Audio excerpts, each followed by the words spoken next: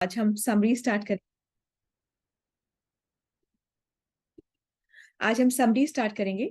So and today is already 25th, 26th and 27th, 2 days in between. And 28 से Damodar month start हो जाएगा। Damodar month में अगर हम थोड़ा सा अपना नियम का अच्छे से पालन कर लें तो हमें ही बहुत बेनिफिट होगा। जो हम पूरे साल में नहीं कर सकते वो हम थोड़ा सा कर लेंगे तो साल का तो क्या लाइफ टाइम का कवर हो जाता है। सो इसलिए अगर हम मॉर्निंग में इस नियम को, इस साधना को अच्छे से फॉलो कर लें, अपने विंडोज को ऑन करके बैठेंगे तो बहुत अच्छा होगा। एक्चुअली पहले हमें भी बहुत लगता था, जब माय मेंटर यूज्ड टू से कि विंडोज, अगर हम, वो तो इतना स्ट्रिक्ट हैं कि अगर हम विंडोज ऑन नहीं करते हैं तो हमें वो आउट कर देती हैं क्लास से। वो हमें क्लास में रखती ही नहीं है, वो हमको हमको बाहर निकाल देती है क्लास से, मतलब विंडोज से हटा देती है, क्लास से बाहर निकाल देती हैं। तो इतना वो स्ट्रिक्ट है। तो हमें पहले लगता था इतना क्यों स्ट्रिक्ट है वो। पर क्या है कि अगर हम जब विंडोज ऑन करके बैठते हैं तो हम मल्टीटास्किंग नहीं करते, और जब हम एक जगह पे प्रेजेंट होते हैं ना तो उस जगह को हम इतनी इंपॉर्टेंस देते हैं ना, तब हमें चीजें धीमे धीमे ग्रास्प होती, समझ आती है। शुरू में हमें लगता है कि वही चीज तो बार बार रिपीट हो रही है, इसमें नया क्या है। पर वही चीज बार बार रिपीट होने के बाद भी हमें कौन सा समझ में आ रही है, और अगर हमें समझ आ भी रही है तो कौन सा हम उसको अपने लिए मान रहे हैं। हमें लगता है हाँ ये है, सच है, पर जो लोग भक्ति करें उनके लिए है, हम अपने लिए उसको मानते ही नहीं है। हमें लगता है हम तो आसानी से भी निकल जाएंगे, पर ऐसा नहीं है। भक्ति के कुछ ही नियम हैं, और नियम को अगर हम जितना सुंदर तरीके से फॉलो करेंगे उतना अच्छा है। और उनमें से एक है कि अटेंशन।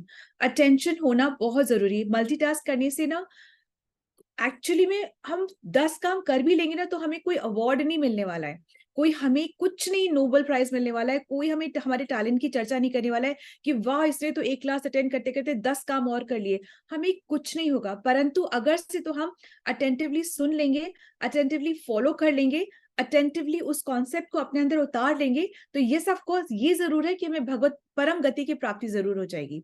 तो एंड सुनना बहुत जरूरी होता है। सो अगर पूरा साल का हम कमिटमेंट नहीं दे सकते तो कम से कम इस दामोदर मंथ का तो हमें कमिटमेंट देना चाहिए। ये आपके ही बेनिफिट के लिए है, इसमें मुझे कुछ नहीं मिल रहा है, परंतु ये आपका ही बेनिफिट है। और ऑब्वियसली मिल क्यों नहीं रहा है, बिल्कुल मिल रहा है। सच्चे भक्तों का साथ तो बहुत ही ज्वेल के जैसा होता है, एक आभूषण होता है सच्चे भक्तों का साथ। So that was only for Damodar. I'll keep speaking these two for 2-3 days. तो आप सुनते रहिए इसको कि दामोदर महीना बहुत इंपॉर्टेंट है। सो प्रिपेयर, मेंटल मेकअप करना बहुत जरूरी है। सुबह नहा के जब करना बहुत अच्छा है, ठीक है। Now let's speak with chapter 9। तो चैप्टर 9 का जो नेम है वो है परम गुह्यम ज्ञान। ये बहुत ही कॉन्फिडेंशियल नॉलेज है, मतलब बहुत ही सीक्रेट नॉलेज है। ये हर एक को बांटने वाली नॉलेज नहीं है, तभी भगवान ने इतना बीच में आकर के ये नॉलेज दी है। शुरू शुरू में नॉलेज नहीं दे दी, शुरू शुरू में हम फिरते से बोल देंगे तो बात समझ नहीं आती है। वही बात को धीमे धीमे बोलते बोलते चैप्टर 9 में वो लेकर आए। चैप्टर 9 में 34 श्लोका है। तो अब हम पहले देखते हैं कि चैप्टर 8 में क्या हुआ था। चैप्टर 8 में कृष्ण ने बताया था कि जो अनन्य भक्ति करते हैं, वन फोकस से दृढ़ होकर जो भक्ति करते हैं, फिर वो ये नहीं देखते कि हम रात में अपनी बॉडी छोड़े, फिजिकल बॉडी को, हम कब मृत्यु को प्राप्त हो, रात में हो या सुबह हो, या जब सूर्य उत्तरायण में है तब हो, या दक्षिणायन में है तब हो, वो इन सब चीजों की कोई भी चिंता नहीं करते। क्यों नहीं करते? क्योंकि उन्हें पूर्ण विश्वास होता है कि कृष्ण हमें संभाल लेंगे, वो कृष्ण हमारे लिए सब कर लेंगे। तो इस विश्वास में वो बिल्कुल भी टेंशन नहीं करते। रात है, दिन है, सुबह है, शाम है, कैसे है, उसकी वो चिंता परवाह करते ही नहीं है। इसीलिए भगवान कहते हैं जो भक्ति योगी होता है वो बेस्ट फॉर्म ऑफ योगा कर रहा है। योग क्या होता है? कनेक्ट करना, जोड़ना। दो और दो का योग 4 होता है, तो दो दो को जोड़ रहे, कनेक्ट करें। तो हम जहां पर यहाँ योगा की बात कर रहे हैं तो सबसे बेस्ट है भक्ति योगा। ज्ञान योग भी है, ज्ञान से भी जुड़ते हैं। कर्म योग है, कर्म से भी जुड़ते हैं। परंतु सबसे हाईएस्ट टॉप मोस्ट है वो है भक्ति योगा। इसका ज्ञान में अगर आपकी त्रुटि हो जाए तो आप 0 पे आ सकते हैं, ठीक है। कर्म में अगर आपकी त्रुटि हो जाए तो आप 0 पे आ सकते हैं, पर भक्ति में अगर आपकी त्रुटि हो जाए तो हम 0 पे नहीं आते बिल्कुल भी। जितना किया है उतने से ही हम आगे बढ़ते हैं, चाहे क्यों ना हमारा जन्म भी नष्ट क्यों ना हो जाए, मतलब फिजिकल बॉडी से हम मृत्यु को भी प्राप्त क्यों ना हो जाए, अगले जन्म में भी हमारा इस जन्म से बेटर ही होगा। सर्कमस्टेंशियली भी, एनवायरमेंट भी, हम खुद भी बेटर ही होंगे, और हमारी भक्ति भी उससे बेटर ही होकर शुरू होगी, ठीक है। सो हरे कृष्णा। नाउ अब 9th चैप्टर में क्या बोल रहे हैं, 9th चैप्टर में बता रहे हैं, पहले तो भक्ति के बारे में बताया, अब जो भक्ति कर रहा है उसके बारे में बता रहे, प्योर भक्त के बारे में बता रहे। तो बता रहे हैं कि वो प्योर भक्त कैसा होता है, वो कैसे बनता है। तो श्लोका नंबर 1 to 3 में भगवान ये जो ज्ञान बताने जा रहे हैं ना, उस ज्ञान का महात्मा बताते हैं, और बताते हैं वो बताते हैं कि मैं ये ज्ञान अर्जुन तुम्हें दे रहा हूं, क्योंकि तुम मुझसे ना तो ईर्ष्या करते हो, और तुम मेरे बहुत अच्छे परम दोस्त हो, और तुम मुझसे ईर्ष्या नहीं करते हो। तुम, आपको भी वो फ्रेंड बहुत प्यारा होता है ना जो आपसे ईर्ष्या नहीं करता है, फिर आपको क्या उससे शेयर करने में आपको प्रॉब्लम नहीं होती। और ऐसे नहीं कि ईर्ष्या का पता नहीं चलता, ईर्ष्या का पता तुरंत चलता है, जब हमें पता चलता है ना वो हमसे थोड़ा एनवियस है, या उस लेवल पे है, या हमसे कंपेयर भी कर रही है, तो फिर क्या होता है, हमें वो बताने में इतना सहूलियत नहीं होती, हम बता ही नहीं सकते उसको। तो जैसे कई लोग होते हैं ना, कई भगवान से कंपैरिजन में रहते हैं कि हम भी तो कर सकते हैं, हमारे अंदर हमको ताकत है, हम कर सकते हैं। तो भगवान कहते हैं ना तो तुम मुझसे ईर्ष्या करते हो, और ना ही कंपेयर, तुम मेरे बहुत प्रिय दोस्त हो, इसलिए सखा हो, इसलिए मैं तुमसे ये गूढ़तम ज्ञान शेयर कर रहा हूँ, ठीक है। फिर बताते हैं कि ये जो ज्ञान जो तुम्हें बता रहा हूँ, ये राज विद्या है, मतलब ये किंग ऑफ ऑल नॉलेज है, ये किंग है, ये सुप्रीम ज्ञान है। सेकंड क्या बोलते हैं, ये पवित्रम है, ये प्योरेस्ट है, ये जो ज्ञान है ये प्योरेस्ट है, इसमें कोई मिलावट नहीं है, उत्तम, ये हाईएस्ट लेवल का है। और राजगुह्यम मतलब ये बहुत कॉन्फिडेंशियल है, ये सबके लिए नहीं है, ये राज विद्या मतलब किंग्स लोगों के लिए, मतलब उस लेवल के लिए ये ज्ञान, क्योंकि वो ही इस चीज को समझ सकते हैं, ठीक है। और ये ज्ञान उसी को मिलता है जो आत्म साक्षात्कार में अपने आप से कुछ प्रश्नों के उत्तर मांगना चाहता है, सेल्फ रियलाइजेशन में जाता है, मैं कौन हूं, मेरा क्या पर्पस है, मैं कहाँ से आया हूं, मैंने कहाँ जाना है, मुझे क्या करना है। ये जो 4-5 क्वेश्चन है ना, इन क्वेश्चन के जवाब को जो इनमें घुसता है उसी को ये रियलाइजेशन होता है, वही इसे।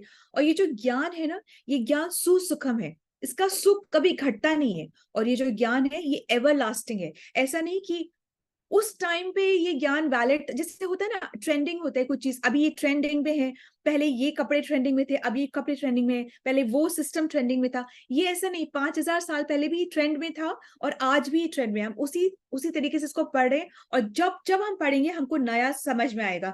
क्या, क्यों नया समझ आएगा, वो ज्ञान नहीं बदलता है, हमारी जो प्योरिटी है वो ब्लॉसम होती है, हम जितना प्योर होंगे उतना हमें ये समझ में आएगा, ठीक है। हरे कृष्णा। आगे बढ़ते हैं, आगे थर्ड श्लोक में बोलते हैं कि जो फेथलेस है, मतलब जिसको श्रद्धा नहीं है ना, वो कभी कृष्ण कृपा पा ही नहीं सकता। श्रद्धा होना बहुत ज्यादा जरूरी होता है, ठीक है। सिर्फ सुनने से नहीं, सुन के हमें श्रद्धा बनानी पड़ती है, तब आगे हम बढ़ते हैं, ठीक है। क्योंकि सुन सुन के भी हमें विश्वास नहीं होता है, परंतु जब हम सुन के विश्वास करते हैं तब हम आगे बढ़ते हैं, ठीक है। आगे श्लोक नंबर 4 to 10 के बीच में कृष्ण अपने वैभव के बारे में बताते हैं, बताना तो पड़ता है ना कि मैं कौन हूं, तो वो भगवान खुद से ही खुद के बारे में बता रहे हैं कि खुद से खुद के बारे में परफेक्ट बता पाएंगे, और कोई कुछ ना कुछ त्रुटि जरूर करेगा। तो यहाँ पे भगवान खुद से खुद के बारे में बता रहे हैं, और फिर बता रहे हैं कि मेरा रिश्ता इस भौतिक जगत से क्या है, जो ये मैंने भौतिक जगत बनाया है, मेरा इससे क्या रिश्ता है, ठीक है। तो भगवान बताते हैं कि सब कुछ मुझ में है, पर मैं इनमें नहीं हूं। ये कैसे हुआ, इसका क्या मतलब हुआ, इसका मतलब ये हुआ कि सब कुछ मुझ में है, परंतु मैं इनमें नहीं हूं, मतलब ये सारा जो कुछ चल रहा है ये सब कृष्ण की एनर्जीज हैं, ठीक है। परंतु ये कहते हैं हम कि एनर्जी से कृष्ण अलग नहीं है, तो एनर्जी भी कृष्ण है, नहीं, ऐसा नहीं है, कृष्ण की एनर्जी है, पर ये एनर्जी कृष्ण नहीं है। ये कृष्ण कहाँ पर है, कृष्ण अपने गोलोक धाम में ही अपनी 2 भुजा रूप में अपना आराम से लीला कर रहे हैं, और अपनी बांसुरी बजा रहे हैं, वो ही कर रहे हैं, ठीक है। पर सब कुछ उनकी एनर्जी के द्वारा सब कुछ हो रहा है, ठीक है। श्लोका नंबर 7 to 9 में कृष्ण बताते हैं कि कैसे इस भौतिक जगत को क्रिएट करते हैं, फिर उसको मेंटेन भी वो ही करते हैं, और उसके बाद एनिहिलेट मतलब डिस्ट्रॉय भी वो ही करते हैं। जब से वो डिस्ट्रॉय, पूरा ये भौतिक जगत सब कुछ डिस्ट्रॉय हो जाता है, तो कहाँ जाके रेस्ट करता है, विष्णु, महाविष्णु के बेली में जाकर के सब कुछ रेस्ट करता है। और फिर जब महाविष्णु चाहते हैं तब वापस से ये सारे हमको मटेरियल बॉडी मिलती है, आत्मा को भी मटेरियल बॉडी मिलती है, सबको मटेरियल बॉडी मिलती है, ठीक है। और वो कैसे मिलती है, अपने पिछले कर्मों के हिसाब से हमें वो मटेरियल बॉडी रहती है, वो इच्छा, वो कर्म, वो प्रारब्ध, वो सब एक ही चीज ही है, उसके हिसाब से हमें अगली बॉडी मिलती है, जब कृष्ण चाहते हैं तब मिलती है, ठीक है। तो अब प्रश्न ये आता है कि भगवान जो है वो ये कर्म तो कर रहे हैं ना, कि पहले उसको क्रिएट कर रहे हैं, फिर मेंटेन कर रहे हैं, फिर एनिलेट कर रहे हैं, मतलब डिस्ट्रॉय कर रहे हैं, खत्म कर रहे हैं सब चीज को। तो कर्म तो भगवान भी कर रहे हैं, तो क्या भगवान कर्म बंधन में पड़ते हैं? जैसे हम कर्म करते हैं तो भगवान कहते हैं ना कर्म बंधन में पड़े, तो क्या भगवान भी कर्म बंधन में पड़ते हैं? तो भगवान साफ साफ कह रहे हैं कि मैं नहीं पड़ता कर्म बंधन में, मेरे पर कोई कर्म नहीं लगता, मैं इन सब से ऊपर हूं, नथिंग कैन बाइंड मी, मुझे कुछ भी पकड़ नहीं सकता है। कृष्ण ऐसा कहते हैं, ठीक है। कृष्ण कहते हैं, परंतु इसका मतलब ये नहीं कि मेरी अध्यक्षता के बिना कुछ भी हो रहा है, मेरी अध्यक्षता या मेरी डायरेक्टरशिप के बिना एक तिनका भी हिल नहीं सकता है, ठीक है। कई बार होते हैं ना, हम कहते हैं ये इंपॉर्टेंट काम हम देखते हैं, बाकी अपना ड्यूटीज डेलीगेट कर देते हैं, फिर वो कई बार होता है ठीक भी हो जाता है, कई बार होता है ठीक नहीं भी होता। कृष्ण के साथ ऐसा नहीं होता। कृष्ण ड्यूटी की एनर्जी सारे काम करते हैं, पर फिर भी कृष्ण सारा कुछ खुद ही ऑपरेट करते हैं। वो main director, supreme director Krishna ही है। वो कहते हैं कि मेरे अध्यक्षता या मेरी मर्जी के बिना एक तिनका भी इधर से इधर नहीं हिल सकता, एक हवा भी नहीं चल सकती, कुछ भी नहीं होता मेरी अध्यक्षता के बिना, ठीक है। आगे 11 to 25 श्लोका में हम बढ़ेंगे। 11 to 25 में भगवान कुछ टेक्निकल एस्पेक्ट्स बताते हैं, ठीक है। बताते हैं कि कैसे मेरी भक्ति करते हैं लोग, पर अलग अलग तरीके से करते हैं, अलग अलग टाइप के भक्त होते हैं, मेरे वर्शिपर्स जो होते हैं वो अलग अलग टाइप के होते हैं, ठीक है। तो 11 to 12 में भगवान बताते हैं कि कुछ मूढ़ व्यक्ति होते हैं, फुलिश होते हैं, वो मुझे क्या बोलते हैं, मैंने ये पुरुषोत्तम अवतार लिया है, मतलब पुरुष अवतार लिया है, तो मुझे लोग सोचते हैं कि मैं भी ऑर्डिनरी हूँ। वो समझते ही नहीं कि मैं ऑर्डिनरी नहीं हूं, उनको लगता है जैसे हमारे दो हाथ है, हम भी तो भगवान भी ऑर्डिनरी है, तो वो लोग ऑर्डिनरी समझते हैं। परंतु जो प्योर भक्त है, 13 to 14 में भगवान बोल रहे हैं कि जो प्योर भक्त हैं वो क्या करते हैं, वो हर वक्त मुझे ग्लोरीफाई करने में, मेरी पूजा, मेरी भक्ति, मुझे ग्लोरीफाई करने में, मेरा नाम लेने में, मेरे को दूसरों को देने में, इसी में उनका मंथन, उनका चिंतन इसी में ही पूरा टाइम लगा रहता है, ठीक है। 15 श्लोक में भगवान कह रहे हैं कि तीन तरीके के, 3 कैटेगरी के ज्ञानी होते हैं। ज्ञानी जो होते हैं ना, वो 3 कैटेगरी के होते हैं। एक जो ज्ञानी होते हैं, एक तरीके के, वो अपने आप को भगवान मान लेते हैं, ठीक है, कि अपने आप को भगवान मानते हैं। दूसरी कैटेगरी के कौन से ज्ञानी होते हैं, वो देवी देवताओं की उपासना करते हैं, देवी देवताओं को पूजते हैं, डेमी गॉड्स को पूजते हैं, ठीक है। और थर्ड तरीके के ज्ञानी क्या होते हैं, वो विश्व रूप को पूजते हैं। जो भगवान ने जो विश्व रूप बताया था ना, तो भगवान ने कहा था ये तो मैं ज्ञानियों को, जो मुझ पे विश्वास नहीं कर रहा, उनको दिखाने के लिए, भाई वैभव भी तो दिखाना पड़ता है ना कभी कभी, वैभव भी तो दिखाना पड़ता है ना। जैसे अगर सपोजिंग से आपके फादर ही हैं, तो है ना, वो किसी किसी को बोलते हैं ना कि meet me in the office. Office में क्यों बोलते हैं? क्योंकि वो दिखाना होता है अपना वैभव, अपना ऑपुलेंस दिखाना होता है, कि यू अंडरस्टैंड कि मैं जो बोल रहा हूँ वो भी समझो, और मेरा वैभव देखो, जिससे कि तुम समझ पाओ that you are talking to somebody, तुम किसी से बात कर रहे हो तो अपना वैभव दिखा। तो भगवान कहते हैं वो वैभव मैं उनको दिखाता हूँ जो बहुत ज्ञानी है, वो जो समझ नहीं सकते हैं, समझते नहीं है जल्दी, तो उनको भी दिखाता हूँ। परंतु मेरे भक्तों के लिए ये रूप नहीं है, घर वालों के लिए ऑफिस नहीं है, घर वालों के लिए घर है। तो क्या घर में अलग ही रूप होता है फादर का, ठीक है। वहां पे उसका बच्चा उसको घोड़ा भी बना लेता है, उसके सिर पे चढ़ के बैठ जाता है, वो खुद भी बहुत ही सिंपली ड्रेस भी रह सकता है, कुछ भी शॉर्ट टी शर्ट पहन के कैसे भी नीचे बैठ के खा सकता है, किचन में बना सकता है, कुछ भी, कोई भी लीला कर सकता है। परंतु ऑफिस में वो ऐसे नहीं करता है, ठीक है। सो ये उन लोगों के लिए होता है जो नहीं मानते, तो उनको दिखाने के लिए। तो भगवान भी ऐसे कहते हैं, भगवान कहते हैं जो नहीं मानते उनके लिए मैं विश्व रूप रखता हूँ, पर मेरे भक्तों के लिए बहुत सिंपल, सुंदर और कैसा रूप है, वही द्विभुजा वाला रूप है, उसी को ही हमें साधना है, जपना है, मेडिटेट करना है, उसी रूप पे हमें मेडिटेट करना है। भगवान ऐसे कहते हैं। भगवान कहते हैं मैं तुमसे सारे रिश्ते रखता हूँ, तुम एक रिश्ता नहीं, सारा रिश्ता, मैं ही फादर, मैं ही मदर, तुम बोलो फादर, तुम्हें मदर भी मैं ही हूँ, मैं ही फ्रेंड हूँ, मैं ही वेलविशर हूँ, मैं ही सखा हूँ, तुम जो कार्य कर रहे हो वो भी मैं ही हूँ, जो तुम याद रख पा रहे हो वो भी मैं हूँ, जो तुम भूल जा रहे हो वो भी मैं हूँ, जो तुम्हारी आस्था देवी देवताओं पे आ रही है वो आस्था भी मैं हूँ, और जो तुम्हारा जो तुम भूल जा रहे हो करना वो भी, सब कुछ जो तुम रिचुअल कर रहे हो वो भी मैं हूँ, यज्ञ कर रहे हो मैं वो भी मैं हूँ, तप करने की जो शक्ति आ रही है वो भी मैं हूँ, जो तुम बोल पा रहे हो वो भी मैं हूँ, सब कुछ। भगवान कहते हैं मेरा तुमसे कण कण का रिश्ता है। जब हम पढ़ेंगे तो देखते हैं कि भगवान बोलते हैं मैं बहुत रिश्तों से तुमसे जुड़ा हुआ हूं, तो मुझे भूल सकते ही नहीं हो। ये तुम्हारी समझ है, तुम कब पहचानते हो मुझे, ठीक है। 20 से 25 में भगवान कहते हैं कि जो देवी देवताओं के उपासक जो हैं उनके बारे में बता रहे हैं कि वो कितना फ्यूटाइल एफर्ट्स कर रहे हैं, वो कितना बेफिजूली की मेहनत कर रहे हैं, क्योंकि वो देवी देवताओं के खुश करके, पहली बात तो अव्वल तो जिस देवी या देवताओं को वो पूछते हैं, वो भजते हैं, वो उनके लोक तक ही जा पाते हैं, ठीक है, उनके लोक तक ही जा पाते हैं। और उनके लोक के जाने के बाद में फिर उनको या तो फिर वापस अपग्रेड किया जाता है, हायर स्पिरिचुअल प्लैनेट पे भेजा जाता है, या फिर वो नीचे वापस से इधर पृथ्वी लोक पे आ जाते हैं। यहां तक कि स्वर्ग तक जाकर के भी वो या तो हायर प्लैनेट पे जाते हैं, या फिर उनके जो पुण्य क्षीण हो जाते हैं, तो उसके बाद में वो वापस से पृथ्वी लोक पे आते हैं। तो ये कितना फ्यूटाइल एफर्ट हो गया। फिर वापस से आप आओ, जन्म लो, फिर आपको सर्कमस्टांसेस मिले न मिले, फिर भक्ति करो, कर पाओ न कर पाओ, किस किस किस उम्र में आपको याद आए कि ओहो मेरी तो भक्ति छूटी हुई है, मैं वापस से भक्ति करूं, ये हम नहीं जानते हैं, ठीक है। तो भगवान कहते हैं ये सारे टेम्परेरी, ये सब इच्छाएं टेम्परेरी। भगवान मेरी नौकरी लग जाए तो क्या वो परमानेंट इच्छा है? नौकरी लग गई, अब वो इच्छा बदल गई, अब दूसरी इच्छा आएगी, फिर तीसरी इच्छा आएगी। तो ये सब टेम्परेरी इच्छा के लिए, ये टेम्परेरी इच्छा के लिए हम क्या करते हैं, टेम्परेरी जो देवी देवता है उनसे हम मांग रहे हैं, और हम टेम्परेरी लोक में जा रहे हैं और टेम्परेरी जीवन जी रहे हैं, ठीक है ना। हमारी लोक में, उस लोक में हमारी स्थान परमानेंट है ना, इच्छा परमानेंट है, कुछ भी परमानेंट नहीं है, पर हम टेम्परेरी चीजों के लिए इतना अपने आप को तपा रहे हैं, ठीक है। तो भगवान बोलते हैं कि ठीक है, तुम तपा रहे हो, तो ये तुम्हारी जो श्रद्धा जो तुम में आ रही है, ये भी मैं ही दे रहा हूँ, और वो जो देवी देवता तुम्हें जो ऑपुलेंस दे रहे हैं, बेनेडिक्शन दे रहे हैं, वो भी मैं ही दे रहा हूँ, ठीक है। तो जब मुझे समझो तब मुझे समझना, ठीक है। सो इस पे भगवान कभी भी प्रेशराइज नहीं करते कि ये थोड़ी सी छूट वो भगवान दे के रखते हैं कि तुम मुझे कब चूज करो, वो उसके लिए वो प्रेशराइज।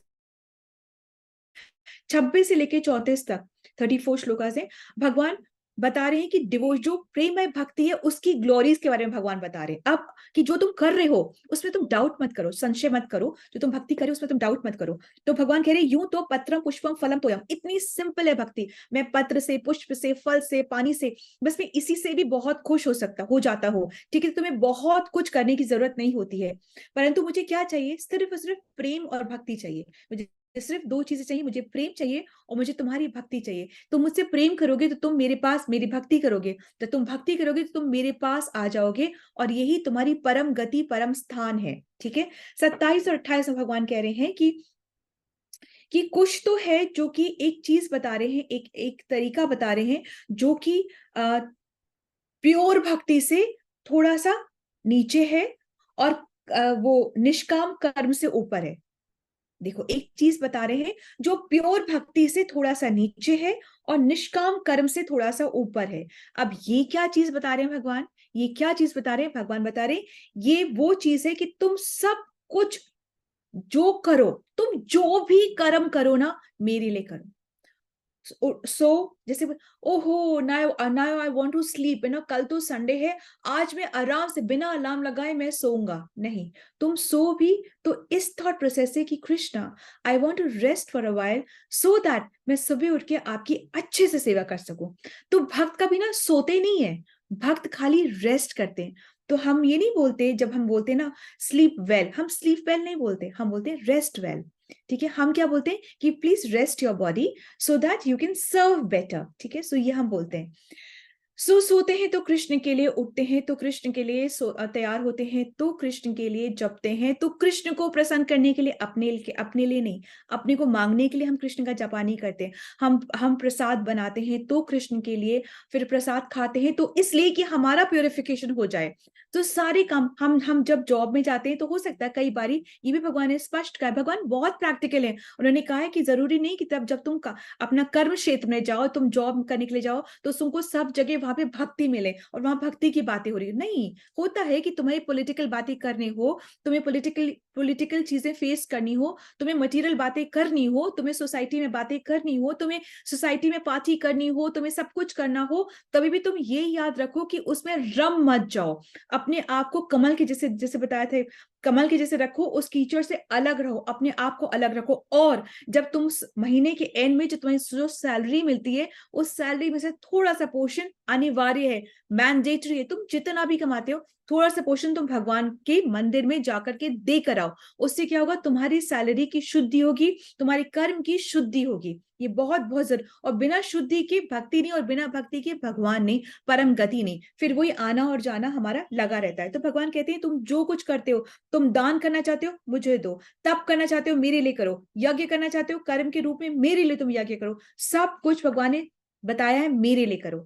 29-31 में भगवान कहते हैं कि कृष्ण बता रहे हैं कि मेरे लिए सब इक्वल हैं, सब समान है मेरे लिए, परंतु मेरे जो भक्त है ना उनके लिए मैं थोड़ा सा, मेरा इंक्लिनेशन ज्यादा है। क्यों ज्यादा है? क्योंकि बारिश जैसे सब जगह होती है, परंतु चट्टान में तो खेती नहीं हो सकती। जो खेत होता है जो उपजाऊ है, जिसमें बीज पड़ा हुआ है, भक्ति लता बीज जहां पड़ा पड़ा हुआ है, वहां पर खेती होती है, बहुत अच्छी फसल होती है। तो क्यों होता है? क्योंकि भक्तों के पास अब वो पात्र होता है कि वो भक्ति ले सके उसमें। जब वो पात्र ही नहीं है कि भक्ति ले पाए, तो क्या तो लेंगे और क्या तो पिएंगे। ठीक है, तो पात्र भक्तों के पास होता है, इसलिए भगवान कहते हैं इसलिए मुझे भक्त वो बहुत प्रिय है, मुझे वो मेरी भक्ति जो करे, क्योंकि उनके पास वो पात्र है लेने के लिए। ठीक है, आगे 30-31 में भगवान कहते हैं कि मेरा भक्त जो होता है ना, अनन्य भक्त जो है, ठीक है, वो अगर गिर भी जाए ना तो भी कोई उसको कुछ नहीं कहेगा, वो मेरा ही भक्त कहलाएगा। क्यों? ऐसा क्यों? क्योंकि भगवान कहते हैं मैं ये वो रिस्पॉन्सिबिलिटी लेता हूं कि मैं उसकी शुद्धि करूंगा, मैं उसको तार दूंगा, और जो भी उस टाइम पे उसकी निंदा करेगा फिर वो उसका पनिशमेंट भुगतेगा। ठीक है, सो हमें कभी भी कोई भी भक्त हमने देखा गिर भी गया है, कुछ हो भी गया है, तो हम उसके लिए कुछ गॉसिप नहीं कर सकते, कोई कमेंट नहीं कर सकते, हम कुछ नहीं, क्योंकि वो तो पता ही नहीं कब तर जाएगा। ठीक है, हम नहीं जानते, पर हमने अगर कर दिया कमेंट तो हम भगवान को ऑफेंड कर देंगे, क्योंकि भगवान की वाणी यही है कि आप उसके बारे में कुछ नहीं बोल सकते। तो हमने बोला तो हमने भगवान की वाणी को क्या करा, हमने हमने उनकी वाणी के अगेंस्ट हम गए। ठीक है, तो हम पनिशेबल हो जाता है वो। ठीक है, सो भगवान कहते हैं कि जो, फिर आगे बता रहे कि जो निम्न योनि में जन्मा है, चांडाल घर में भी जो जन्मा है, चांडाल का घर, घर मतलब जहां पे नॉनवेज वगैरह, जहां पे डॉग मीट खाया जाता है, तो वहां पे चांडाल का घर मतलब जहां पे कुछ अता पता ही नहीं है कि सही क्या है गलत क्या है। पिता ही अपने पुत्र को बता रहा है कि चलो आज तो हम नॉनवेज खाएंगे, कि चलो आज तो हम लेकर आओ दारू शराब लेकर आओ, हम दोनों बैठ के शराब पियेंगे। तो यहाँ पे पिता को ही नहीं पता है, और बच्चे को भी बचपन से ही गलत सिखाया जा रहा है। क्यों सिखाया जा रहा है? क्योंकि पिता खुद भी नहीं जानता है। तो ये होता है चांडाल, मतलब निम्न योनि, जब पिता ही अपने पुत्र को गलत करने के लिए सिखा रहा है या प्रेरणा दे रहा है। ठीक है, कि लेट्स पार्टी, कुछ भी कर लो, प्ले सेफ, मतलब तुम जा, मैं खुद भी देखती हूँ बहुत ज्यादा पेरेंट्स बोलते हैं जस्ट एंजॉय योरसेल्फ बेटा, कोई बात नहीं, बस जस्ट सेफ रहना। तो ये दिस इज, यही कलयुग की निम्न योनियां है। ठीक है, तो भगवान कह रहे हैं परंतु वो उस घर में से भी अगर कोई भक्ति करना चाहे या भक्ति कर रहा है तो वो भी, उसका भी उद्धार हो जाता है। तो जब निम्न योनि में जो जन्मा है उसका भी उद्धार हो जाता है, तो जो वैष्णव योनि में जन्मा है, जो भक्तों की घरों में जन्मा है, जो ब्राह्मण कुल में जन्मा है, तो उसका तो फिर कहना ही क्या, उसका तो भगवान कहते हैं उसका तो पूछो ही मत, उसका तो कहने वो तो तर ही जाता है। ठीक है, तो भगवान कहते हैं करना क्या है आपको परम गति को प्राप्त करने के लिए। भगवान कहते हैं खाली से 4 चीजें करनी है। ठीक है, और 4 ही तरीके से करें। 4 चीजें क्या करनी है? मुझे सोचो, मेरी भक्ति करो। ठीक है, मुझे सोचो, मेरी भक्ति करो, मुझे पूजा, मेरी पूजा करो, कुछ नहीं कर सकते तो सिर्फ और सिर्फ मुझे नमस्कार करो।